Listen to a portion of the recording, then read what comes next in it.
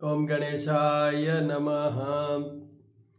मित्रों, आज जो मैंने पूजा की है और उस पे जो वीडियो बनाया है, जो उसमें टिप दिया है, वो सब के बारे में मैं बोलना चाहता हूँ। देखिए, आज के मेन चीज़ जो टिप है वो ये है कि आप अपनी जो जन्म कुंडली या छोटा टेवा या ओनली द लग्न चार्ट जो भी आपके पास है, उससे कैसे जानें कि आपकी राशि कौन सी है। ये बहुत कंफ्यूजिंग मामला है, तो इसलिए मैंने ये आज की जो पूजा में यही बोला है। उसमें क्या है, जैसे आपकी मान लो मेष राशि है। अब मेष राशि आपके लग्न चार्ट को, जो आपकी हॉरोस्कोप है आपके पास, उसमें आप देखोगे फिगर 1 पे चंद्रमा लिखा है। इसका मतलब आपकी मेष राशि है। पहले उससे भी पहले एक वर्ड कहना चाहूँगा मैं कि राशि कैसे बनती है।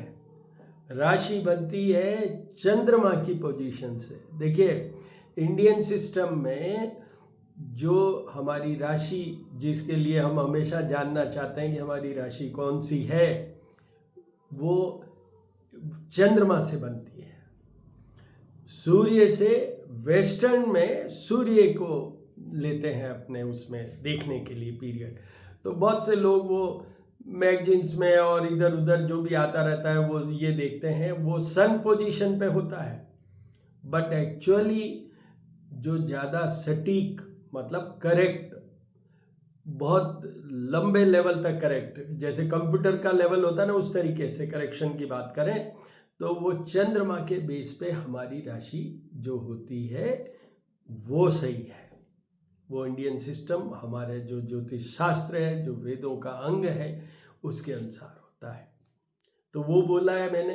फिर उसके बाद में चंद्रमा की पोजीशन पे बोला है कि जैसे जन्म कुंडली के अंदर 6th, 8th और 12th हाउस में जब चंद्रमा होता है आपकी राशि से, ये डे टू डे वाली बात कर रहा हूँ मैं कि कल सुबह, कल दिन कैसा रहे आपका, हाउ टू आइडेंटिफाई।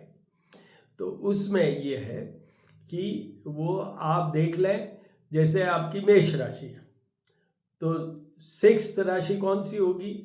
फिगर आपका 1 है मेष राशि का, और 6th वाले का फिगर है कन्या राशि। तो 6th आपका हो गया वो 6th हाउस में, और वृश्चिक राशि जो स्कॉर्पियो है उसमें फिगर 8 पे होती है वो, तो 8th हाउस हो गया। और जो 12th हाउस है वो फिगर 12 पे हो गया। अब मान लो आपकी कर्क राशि है, तो आपका 6th हाउस कौन सा हुआ। कर्क से आप 6 घर आगे जाइए तो आ जाता है धनु, मीन्स फिगर 9। कर्क होता है 4 फिगर पे, तो 9 पे आपका 6th हाउस हो गया। कुंभ जो 11 है, वो अगर आप 4 फिगर से 8 हाउसेस गिनोगे आप, तो that will come to figure 11, means कुंभ, एक्वेरियस। और 12th हाउस में जाओगे तो अगर आप 4 से 12 हाउसेज गिनते चलोगे तो 12 राशि तक तो आप ये 4, 5, 6, 7 ऐसा कर लोगे। बट आपका जो मिथुन राशि होगी वो आपका 12th हाउस होगा। आपको 4 से जाके, राशियां टोटल 12 ही होती है, तो 4 से आप चलोगे तो 12 तक पहुंच गए। उसके बाद में आप 1, 2 और 3, जब वो आपका 12th हाउस आएगा फ्रॉम योर राशि, तो वो उसमें फिगर 3 लिखा होगा, मिथुन राशि। तो इस तरीके से है, आप आनंद लीजिए, देखिए। बाकी कार्तिक का माह है, आज मंडे है, भगवान शिव की आराधना कैसे करते हैं, या लक्ष्मी गणेश, लक्ष्मी विष्णु, सबका देखिए। गोपाष्टमी भी है, उसकी भी पूजा हुई। So all the very best. ओम गणानां त्वं गणपतिगुं हवामहे, प्रियाणां त्वं प्रियपतिगुं हवामहे, निधिनां त्वं निधिपतिगुं हवामहे, वशममां जानी त्वं जासि, गर्भदं मम गणपतये नमो नमः। नमो दिव्य माँ दिव्य शिवाय सततम, नमः भगवते वदानि तपन्ता स्मतां दुर्गा देव्यो, नमो नमः कर्णी मम्माय, सच्याय माँ, खोडियार माँ, काली माँ, नागणेच्या माँ।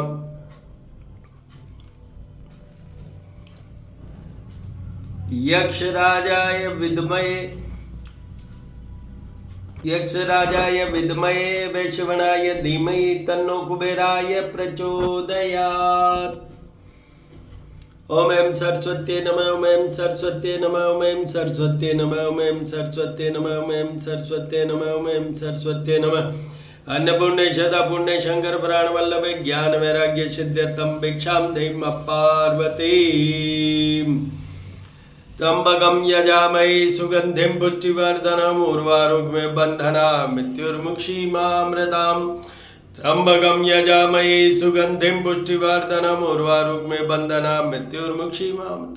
ओम त्र्यंबकं यजामहे सुगंधिं पुष्टिवर्धनम् उर्वारुकमेव बन्धनात् मृत्युर्मुक्षीमामृताम्। ओम संभवाय च मयो भवाय च ओम शंकराय च महेश्वराय च ओम शिवाय च शिवतराय च नमः शिवाय नमः शिवाय नमः शिवाय नमः शिवाय। आज सोमवार है। आज कार्तिक शुक्ल पक्ष की अष्टमी तिथि है।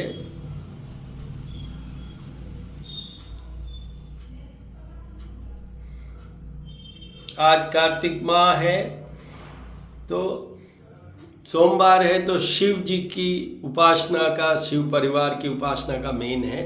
इसमें आज एक विशेष टिप, क्या चंद्रमा, देखिए हमारी राशि जो बनती है वो चंद्रमा से बनती है। जैसे अगर फिगर 1 पे च लिखा हुआ है, आपकी जन्म कुंडली के अंदर चंद्रमा लिखा हुआ है, तो इसका मतलब आपकी मेष राशि। ऐसे ही अगर फिगर 2 लिखा हुआ है, उस पे चंद्रमा है, तो वो वृषभ हुई। फिगर 3 पे लिखा हुआ है चंद्रमा, तो वो मिथुन हुई। फिगर 4 पे लिखा हुआ है चंद्रमा, तो वो कर्क राशि हुई। फिगर 5 पे लिखा हुआ है तो वो सिंह राशि हुई। फिगर 6 पे च लिखा हुआ है या चंद्रमा लिखा हुआ है तो कन्या राशि हुई। फिगर 7 पे अगर चंद्रमा लिखा हुआ है या च लिखा हुआ है तो वो आपकी तुला राशि है। फिगर 8 पे अगर चंद्रमा लिखा हुआ है तो वृश्चिक राशि। फिगर 9 पे लिखा हुआ है तो धनु राशि। फिगर 10 पे लिखा हुआ है तो मकर राशि। फिगर 11 पे लिखा हुआ है तो कुंभ राशि।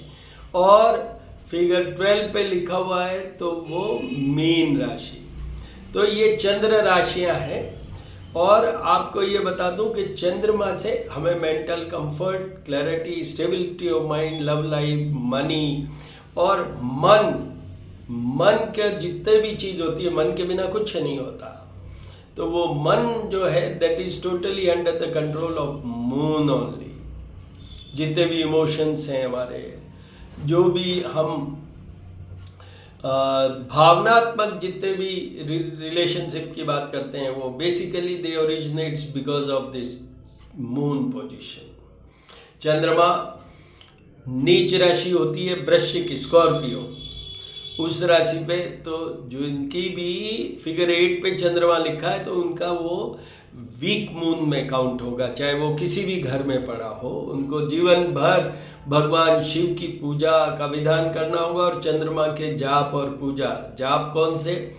दधिशंक तुषाराभम क्षीरोदानव संभवम नमामि शशिनम सोमम शंभोर्मुकुटभूषणम।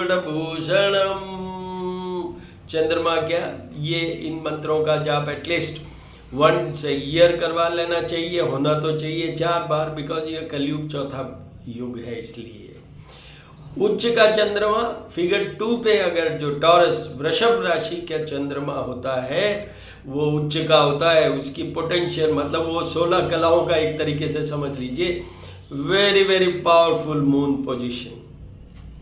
वो अगर 6th, 8th और 12th हाउस में हो हॉरोस्कोप आपके जन्म की जो कुंडली है उसमें, तो उसके भी उपाय करने हैं, अदरवाइज नहीं करने हैं।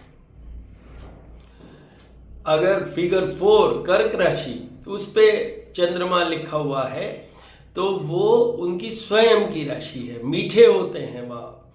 That is the second best strength wise, that is the second best as far as moon is concern when it is placed on figure 4, that is cancer कर्क राशि।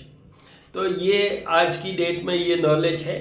अब आपको एक बात बताता हूँ कि आपके चंद्रमा से आप अपनी जन्म कुंडली में देख लीजिए, you can identify now by this कि व्हाट इज योर राशि।